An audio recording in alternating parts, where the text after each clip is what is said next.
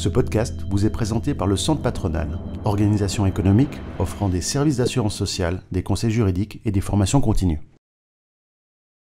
Chris Wolf, bonjour. Bonjour. Vous êtes CEO du LHC Group, c'est juste? C'est quoi le LHC Group?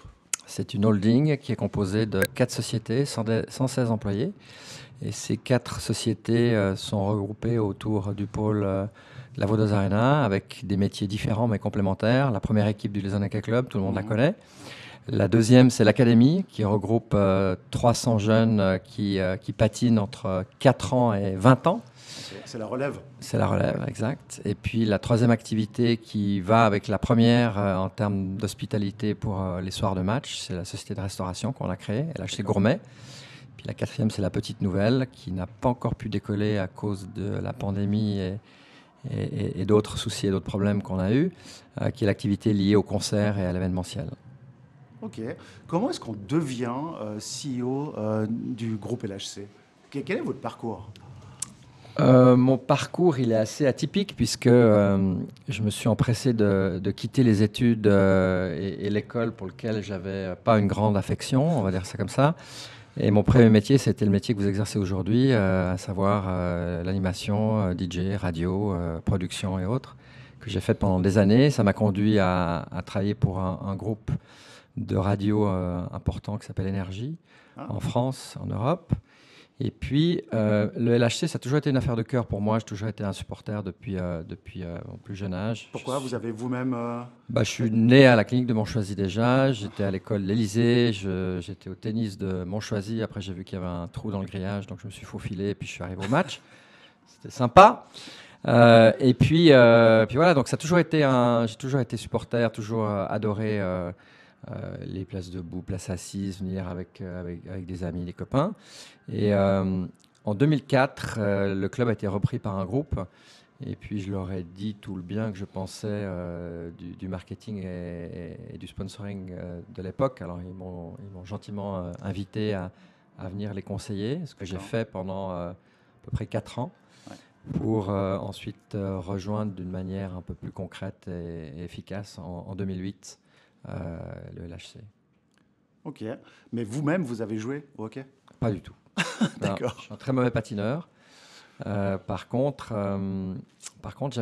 j'ai vraiment envie de crocher sur ce sport que je trouve passionnant, engagé, respectueux, rapide, et puis qui procure tout un tas de sensations que le foot ne me procure plus du tout. C'est le sport numéro 1 en Suisse, le hockey, ou pas? Non, c'est dur à dire. Non, c'est quand même le foot.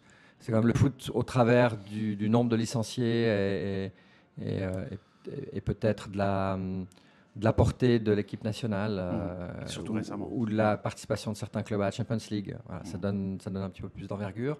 Mais le hockey reste très important, reste très médiatisé, très suivi. Donc voilà, on s'en réjouit. Qu'est-ce qui fait que le hockey, il y a une telle animation? Moi, je suis venu plusieurs fois ici, je me rends compte, l'atmosphère est particulière lorsqu'on va voir un match de hockey comparé au foot ou au tennis. Qu'est-ce qui fait ça? Alors déjà, c'est fermé. Les gradins sont vraiment regroupés. Il y a cette notion du chaudron et cette notion des spectateurs qui sont proches du jeu. Il n'y fait plus froid. C'est tempéré. C'est juste. C'est tempéré. Donc si tu viens avec tes enfants en janvier, tu repars pas après le premier tiers parce qu'ils ont les pieds bleus. Donc ça, c'est quand même quelque chose d'agréable. On a beaucoup progressé dans l'hospitalité, l'accueil, la nourriture et le confort qui sont importantes. Puis après, on est très aidé, nous, par la qualité de ce qui est proposé sur la glace, c'est-à-dire l'engagement physique. Il n'y a pas de vilaine faute. Il n'y a pas de simulation, c'est vraiment quelque chose qui n'est pas dans l'ADN des hockeyeurs, comparé à un sport que tout le monde connaît. Et puis, je pense que aussi, ce qui est riche, même si tu perds, il n'y a pas de mauvais match, parce que l'engagement était total. Je veux dire, les shifts, ça dure 30, 40, 50 secondes max, ça change. Il y a des changements. Pour quelqu'un qui ne connaît pas ce sport, sa première expérience est toujours incroyable. Le sport est devenu un business à part entière, bien entendu. Ce n'était pas le cas il y a 30-40 ans, ou c'était déjà le cas? Comment est-ce que vous percevez cette évolution d'argent derrière le sport, concrètement? Et la question est bonne et puis elle fait du sens en ce moment parce qu'on se la pose, hein, parce qu'on a eu, à cause de la pandémie, un peu un effritement, un tassement de nos ventes, de la fréquentation de la Vodos Arena, mais pas seulement. Euh, Parce que certains ont de la peine aussi à se retrouver dans cette arena qui est flambante neuve. C'est-à-dire?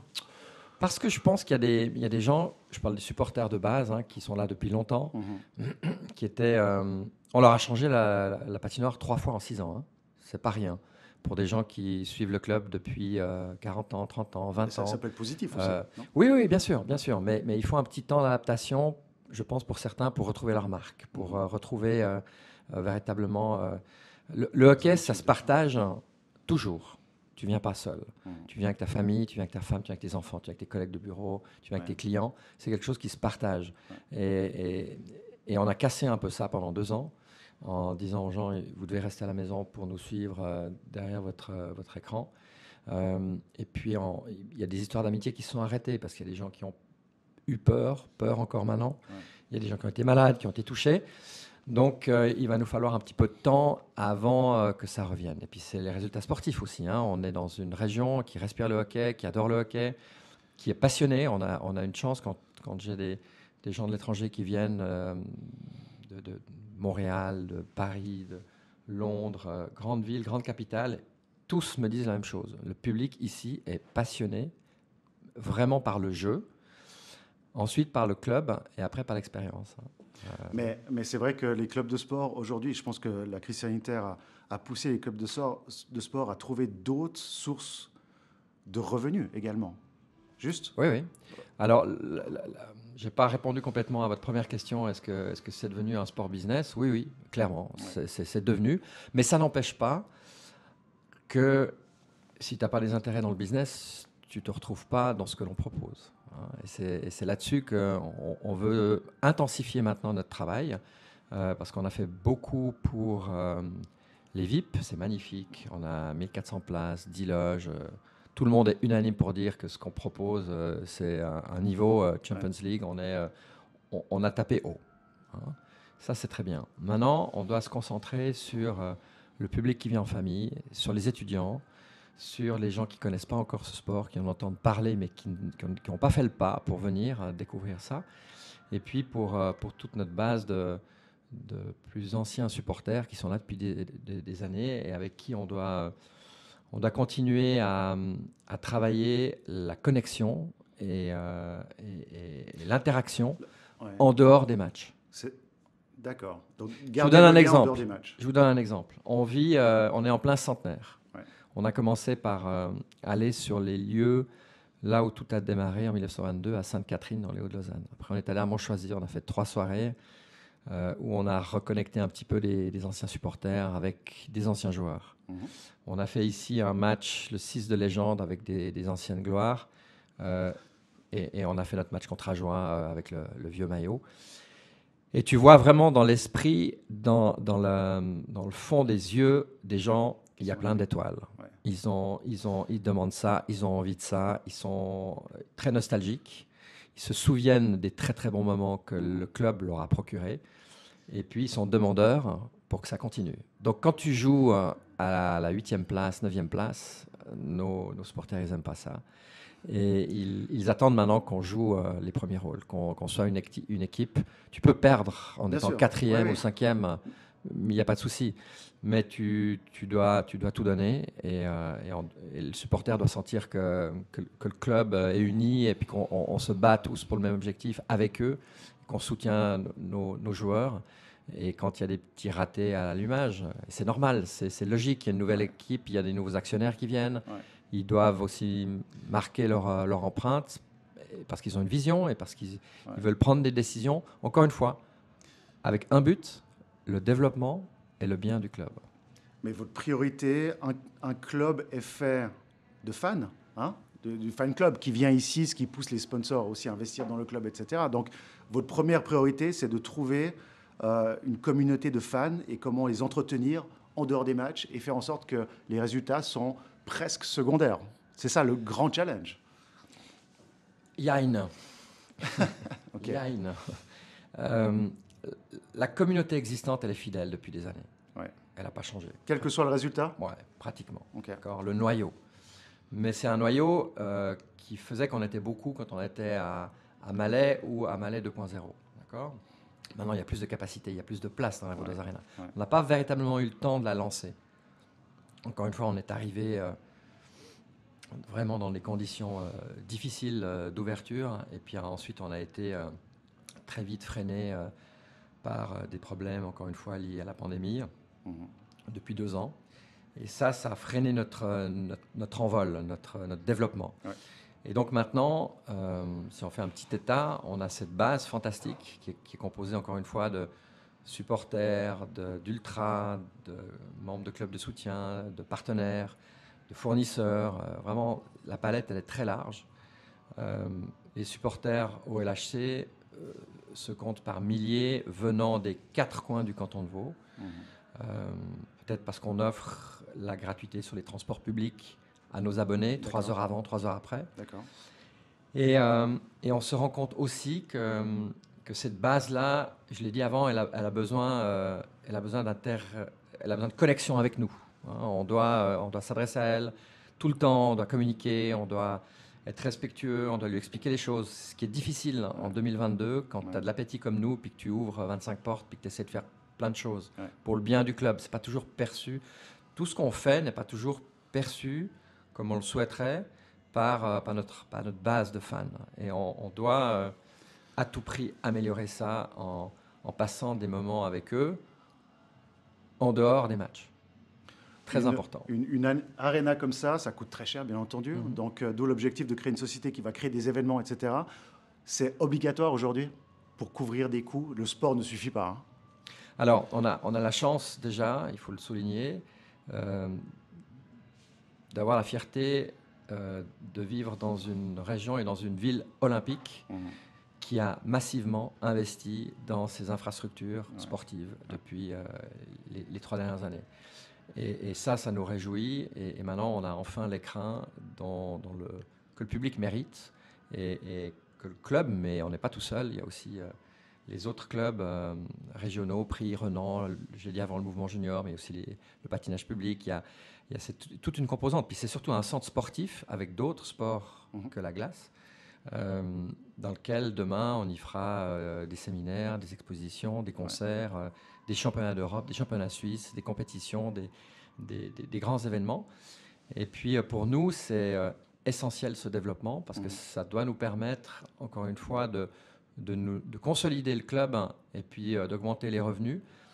Pas pour faire du bénéfice, mais tout simplement pour améliorer l'organisation, améliorer la formation, améliorer l'équipe première, améliorer la qualité de ce que l'on fait ici, et puis faire en sorte que ce club s'autosuffise, s'autoporte, s'autofinance, ce qui n'est pas le cas aujourd'hui parce que les actionnaires, encore une fois, ont acheté le club en pleine pandémie, ce qui rend les choses quand même assez complexes pour eux.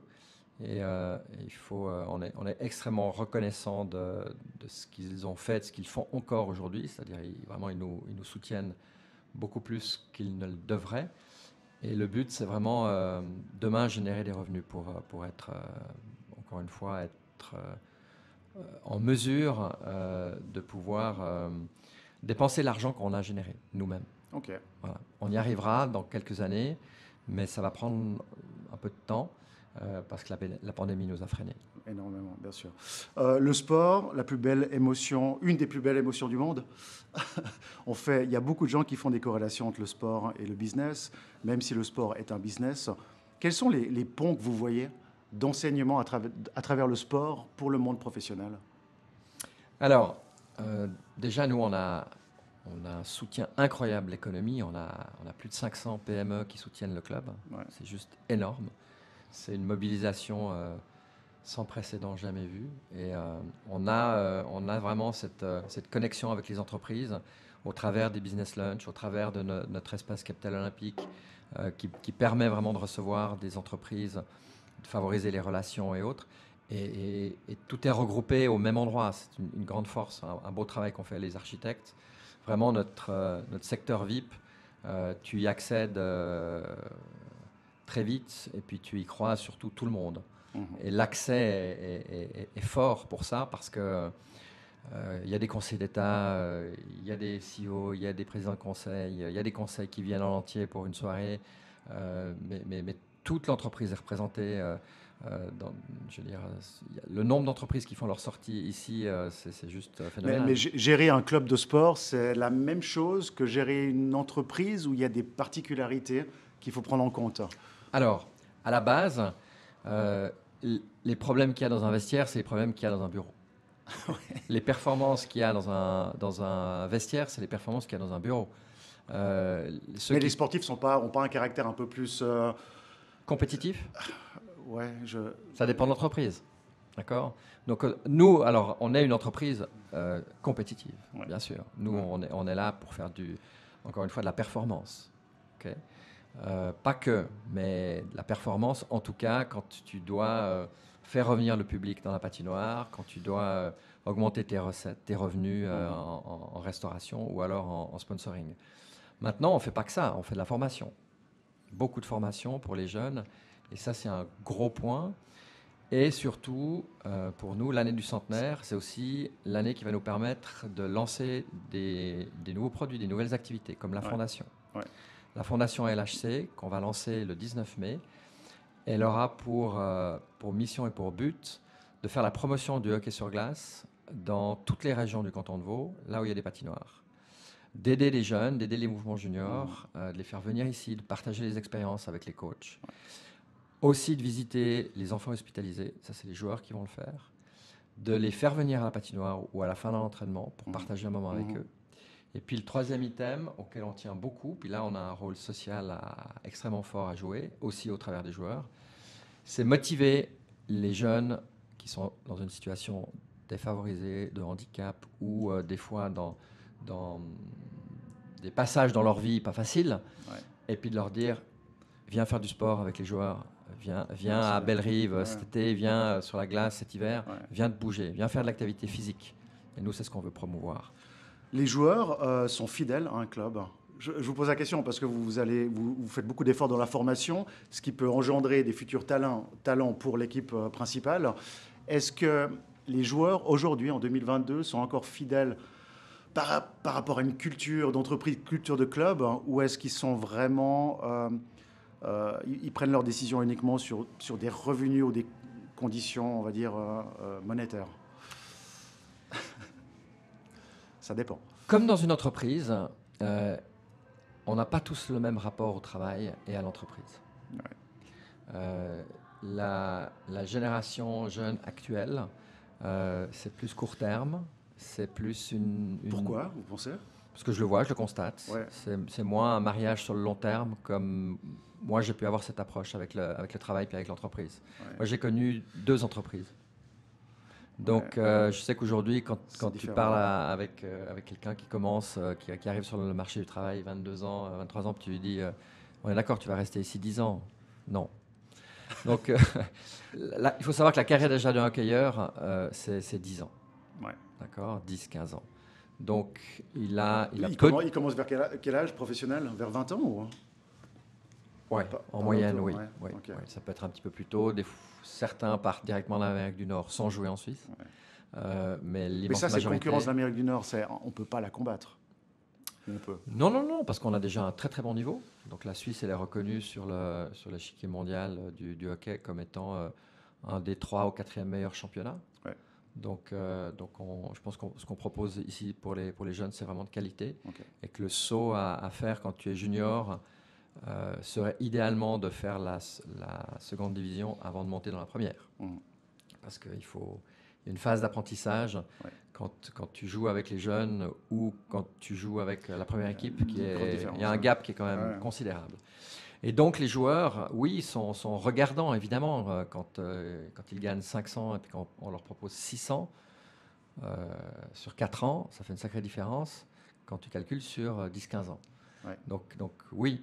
Maintenant, pas que, parce que je pense qu'on revient aussi on constate aussi que les mercenaires et ceux qui ont été appâtés par le gain plus élevé, il n'y en a pas beaucoup qui réussissent. Il n'y en a pas beaucoup qui ont réussi ces virages-là.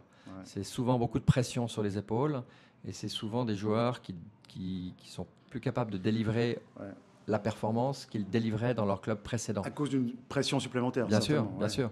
Donc il vaut mieux des fois capitaliser et puis rester dans son club formateur et puis continuer les années. Maintenant, les choses se compliquent quand on change de coach, quand on change d'actionnaire, quand on change. Mais ça vous coachez les jeunes dans les formations, vous leur expliquez aussi les risques de partir, etc. Bien sûr. Oui, oui. Alors ils sont entourés d'agents, de leurs parents. Des fois, ça fait un très bon cocktail. Parfois, c'est un petit peu plus compliqué. Et puis nous, on est des fois, on joue un peu le médiateur qui doit un peu les ramener sur terre en leur donnant des bons conseils. Mais après, dans une équipe, voilà, derrière, tu as 6 places, tu n'en as pas 8, tu n'en as pas 9. Donc, des fois, c'est une grosse déception pour un jeune parce qu'on a engagé 4 joueurs qui ont le même gabarit que lui, qui ont la même façon de jouer que lui. Donc, lui, il va se retrouver out, pas parce qu'il est mauvais, mais parce que tout simplement, il y a des joueurs dans la corpulence et dans le style de jeu vont lui barrer la route. C'est plus facile de percer dans le hockey que dans d'autres sports, comme le tennis où c'est extrêmement compliqué, par exemple. Moi, je pense que le sport d'équipe, c'est plus facile que le sport individuel. Mais c'est ma vision. Hein. Je pense que quand tu as un coup de mou sur le match 20, tu es content d'avoir 2 camarades, 2 fusées autour de toi qui te portent un petit peu et puis qui t'aident à revenir si tu reviens de blessure. Voilà, il y a beaucoup de facteurs, plusieurs facteurs. Et je trouve que la vie de vestiaire est très intéressante. Quand vous parlez avec les joueurs qui sont retraités depuis peu, ils vous disent tous la même chose. Ils disent la glace, ça me manque plus, la compétition, ça me manque plus. Il y a un truc, le vestiaire. La vie dans le vestiaire. Et ça, c'est comparable à la vie dans un bureau. Quand tu es dans un bureau et puis que la mayonnaise a bien pris, et puis qu'entre collègues ça fonctionne bien, et puis que les gens s'entendent, c'est fantastique. Si c'est le contraire, c'est compliqué. Le management d'un club sportif, alors bien sûr les sportifs sont gérés par l'entraîneur, etc., mais c'est quand même des gens qui normalement aiment et sont impliqués dans le sport. Comme je disais, le sport, c'est une source d'émotion. Est-ce que c'est plus compliqué de gérer des gens qui sont actifs dans le sport que d'autres personnes? Est-ce qu'il y a une sensibilité différente, une approche différente à faire dans le management, selon vous? Oui, la différence, c'est que vous êtes médiatisé. La différence, c'est qu'on parle de vous, on vous commente, on parle beaucoup sur votre prestation que vous avez livrée mardi, jeudi, samedi. Et ça, quand tu as 20 ans ou 30 ans, tu peux le gérer et l'accepter différemment. Et ton entourage compte, est extrêmement important parce que plus ta vie de famille a été calme, posée, empreinte de sérénité, avec des parents qui t'ont encouragé, qui continuent à t'encourager. Là, il n'y a plus de contrôle. Ou ta femme ou ta famille, plus c'est facile. Plus tu as eu un parcours de vie compliqué, plus tu arrives ici écorché vif et des fois avec un comportement sur la glace qui laisse penser que ça ne s'est pas toujours bien passé et ça n'a pas toujours été facile. Donc on a ça. C'est au coach d'avoir la pédagogie, de trouver les bons mots, de calmer les chevaux fous, de faire en sorte qu'ils soient efficaces devant le but et ils marquent. Beaucoup de psychologie. Beaucoup de psychologie, absolument. Aujourd'hui, je pense qu'il y a plus de psychologie que de tactique. La tactique, ça ne change pas tous les championnats. Il n'y a pas non plus de messie, de gourou qui arrive en disant j'ai la formule magique, vous allez voir, je vais vous expliquer. La formule magique, si tu la joues, après 4 matchs, la terre entière t'a analysé en vidéo, essaie. Par contre, l'envie de se surpasser, l'effet de groupe, il y a actuellement, au moment où je vous parle, il y a quelque chose qui est en train de se passer et se produire dans le vestiaire. Indéniable. Depuis 2 semaines, indéniable. Versus la période qu'on avait avant et qui donne des résultats assez fous sur les 4 derniers matchs qu'on vient de voir. Est-ce que ce sera suffisant pour être une très bonne équipe en pré-playoff, en playoff, on le verra. Mais en tout cas, ça donne beaucoup de motivation, beaucoup d'espoir, beaucoup de joie à nos spectateurs et ça nous donne confiance pour les semaines à venir. Comment est-ce que vous voyez l'évolution du sport dans ces 10 prochaines années? Est-ce qu'il y aura une évolution? Est-ce qu'il y aura Est-ce que, je ne sais pas, la technologie va faire en sorte qu'on va pouvoir, depuis chez soi, avoir une immersion dans un match de hockey, par exemple? Ou est-ce que ça ne va pas beaucoup changer? C'est une des seules industries qui ne va pas beaucoup changer. Quel est votre regard par rapport à ça? Moi, personnellement, j'adore quand la technologie apporte un plus à l'existant. Ouais. Ça reste un jeu. Si, au travers des collaborations qu'on essaie de développer avec le PFL, on arrive avec des startups à ce que la performance de nos joueurs lors des entraînements et des matchs soit analysée pour éviter les risques de blessures, pour prévenir contre tel ou tel, et puis nous donner plus de panache, plus de performance, je trouve ça génial. Mais pour les spectateurs, vous voyez qu'il va y avoir une évolution ou pas? Pour le spectateur, les choses vont plus vite depuis 5 ans et encore plus vite, et c'est encore plus dynamique, mais ça reste du hockey, ça reste un jeu qui est vieux, avec des règles qui sont vieilles, et heureusement, il ne faut pas les changer, il faut les laisser comme ça. On a eu souvent des demandes ou des entreprises qui venaient nous dire voilà, on vous propose une app magique où vous allez pouvoir appuyer sur des boutons et puis vivre l'expérience, etc. Personnellement, ça ne m'intéresse pas du tout. Pas du tout. Spécifiquement dans ce sport, hein, je pense que les gens ont envie de venir sur place. Vous savez, notre soirée, elle est très simple. Comme je l'ai dit avant, ça se partage les émotions avec ta famille, avec tes collègues, avec ta femme, avec tes enfants. Donc, ça ne m'intéresse pas du tout d'avoir 9600 spectateurs qui ont la tête baissée sur leur téléphone portable. Quels sont les projets pour le LHC Group, hein? Projets pour ces 2-3 prochaines années? Gros projet? Alors, je l'ai dit tout à l'heure, le lancement, enfin, le centenaire pour nous, c'est un événement qui a une double vocation. La première, c'est de se souvenir de là où on vient, de notre passé, de nos racines, nos supporters et nos anciens joueurs. Et on constate que quand on amène nos anciens joueurs, les gens, encore une fois, ils adorent ça, ils ont les yeux qui brillent. C'est des fantastiques moments. On a accueilli Serge Poudrier. C'est un combat pour moi de le faire passer d'une loge à l'autre ou d'un secteur à l'autre, etc. En lui disant viens, on fait le tour de la patinoire. C'est quasiment impossible, il se fait arrêter tous les mètres. Donc ça, c'est un objectif je pense qu'on va atteindre. Et le deuxième, je l'ai dit, c'est l'année pour décoller avec des nouveaux projets. La Fondation est un nouveau projet. Pour moi, l'objectif numéro 1, tout le monde dans le club, faire revenir les gens qui pour plein de raisons, ne sont plus revenus ces derniers mois ou années, parce qu'ils ont eu peur, parce qu'ils ont été refroidis, parce qu'ils se sont sentis à l'étroit ou trahis ou pas compris. Ou, voilà, il y a une déception, d'accord ? Et moi, je leur dis à tous, revenez maintenant. Parce que vous avez enregistré une baisse de fréquentation? Oui. Ok. Oui. Et j'écoute et j'entends et je parle et je comprends avec des groupes de supporters leur déception et puis un peu de leur frustration. Et des fois, c'est intéressant de voir que les reproches tombent à côté parce que nous, on n'a pas su communiquer, parce que nous, on n'a pas su leur dire quel était le projet, ce qu'on voulait faire et leur expliquer ça. Il y a eu un ressenti de leur part que j'entends et encore une fois, quand c'est de la mauvaise foi, c'est de la mauvaise foi pour la mauvaise foi parce qu'on a perdu 10 matchs puis que les gens sont grognons, on sait faire la différence et puis on sait leur dire, écoutez, nous aussi on est grognons quand on perd 10 fois.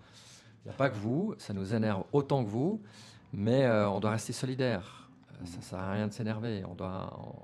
Encore une fois, si les actionnaires ont cette volonté d'amener le club petit à petit, et la route est longue, vers la performance, vers le respect, vers la convivialité, vers le partage, vers la famille et la formation. Est-ce que la performance, j'imagine que les joueurs sur le terrain ressentent aussi l'atmosphère qu'il y a autour d'eux et que ça a un impact énorme sur leur performance aussi?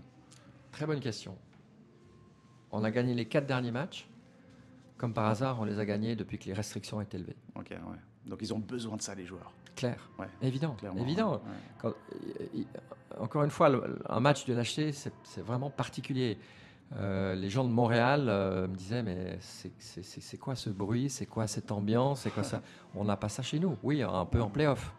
mais jamais en saison régulière. Il n'y a pas d'ultra, il n'y a pas de groupe de fans, il n'y a pas de supporters. Ouais. Et encore une fois, le virage, la marque de fabrique du LHC, c'est le virage ouest. C'est le poumon d'une région qui est composée de petits, de grands, de col blanc, de col bleu, de cravatés, de cadres, de pas cadres. Voilà, c'est le berceau de notre canton. Et c'est fantastique de voir que tous ces gens sont unis derrière le hockey. Pour qu'un habitant d'Yverdon soit à côté d'un de la Riviera et considère de Morges ou de Lausanne et autres, il n'y a que le hockey, il n'y a que le LHC pour ça. Ouais. Chris Wolf, merci beaucoup. Merci à vous.